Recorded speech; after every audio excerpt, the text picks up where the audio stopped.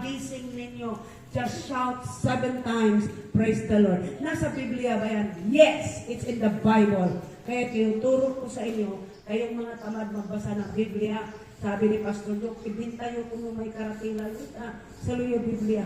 Wala rin mangingitin na libreng Bible. Kunin nyo. Libre yun. Kaya huwag ninyong ipatulog sa inyong cabinet. Basahin nyo, dili-diliin nyo. Joshua 1:8, sabi ng Panginoon, huwag mong kalimutan na ang aking salita ay inyong pagdili-dilihan sapagkat you will be prospered, you will be blessed, you will be rich. So therefore you say, I am rich and wealthy because of my God, the Creator, my Father in heaven. To God be the glory. Lahat tayo, surrender sa Lord. Lahat tayo, come on.